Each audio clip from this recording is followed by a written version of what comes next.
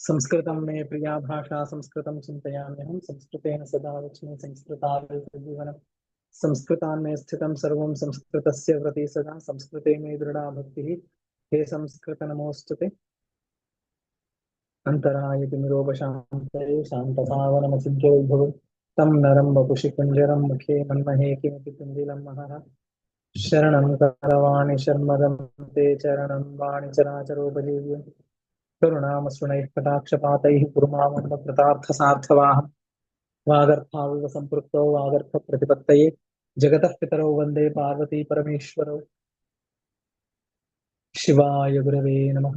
शिवाय गुरवे नमः शिवाय गुरवे नमः श्रीविष्णुरूपाय नमः शिवाय श्रीकाशी विश्वनाथाय नमः शिवाय श्रीमात्रे नमः पूजन्तं राम रामेति मधुरं मधुराक्षरम्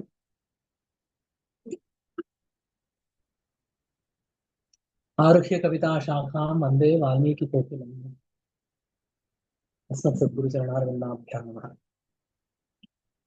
वसिष्ठ उवाच एतत्ते कथितं सर्वं ज्ञानावतरणं भुवि मया स्वमीहितं चैव कमलोद्भवचेष्टितम्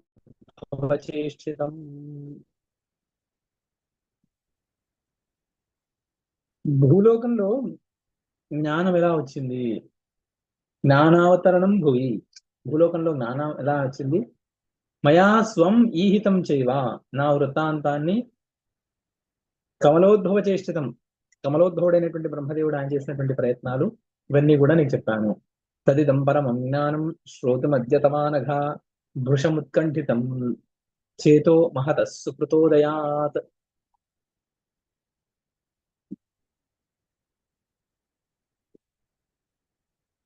ఆ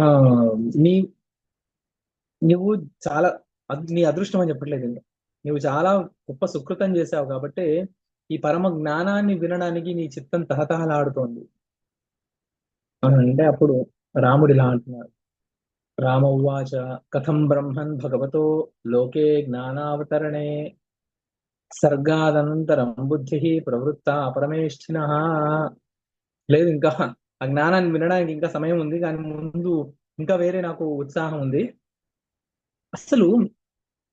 బ్రహ్మగారికి జ్ఞానాన్ని ప్రవర్తించేయాలని బుద్ధి ఎలా కలిగింది సృష్టించిన తర్వాత ఈ జ్ఞానాన్ని చేయాలని ఎందుకు వచ్చింది అంటే అప్పుడు వశిష్ఠులు వానంటారు వశిష్ఠ ఉవాచ పరమే బ్రహ్మణి బ్రహ్మ స్వభావశత స్వయం జ్ఞాత స్పందమయో నిత్యం ఊర్మిరంబునిధావివ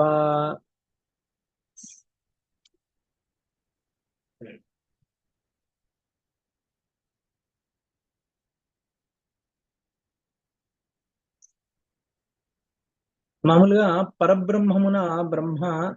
స్వభావానుసారంగా క్రియాశక్తివంతుడై ఆయన జన్మించాడు ఆయన ఎలా అంటే ఊర్మి అంబునిధావివ సముద్రంలో తరంగాలు ఎలా వస్తాయి అలాగే స్వభావంగా వచ్చాడు ఆయన దృష్ట్వైవ మాతురం సర్గం సర్గస్య సకలాం గతిం భూత భవ్య భవిష్యస్థాం దదర్శ పరమేశ్వర బ్రహ్మ పరమేశ్వర అని బ్రహ్మనే ఆయన సంబోధిస్తున్నాడు ఆయన పరమేశ్వరుడే అన్నిటినీ ఈ అన్నిటినీ నియంత్రించగలిగినటువంటి శక్తి గలవాడు దృష్ట్వా ఏవం ఆతురం సర్గస్య సకలాంగతిం ఆతురమైనటువంటి అంటే జరామరణగ్రస్తమైనటువంటి ఈ సృష్టిని తర్వాత సృష్టి యొక్క సకల గతిని భూత భవిష్యత్ వర్తమానాలన్నిటినీ కూడా ఆయన ఆలోచించాడు సక్రియాక్రమకాలస్య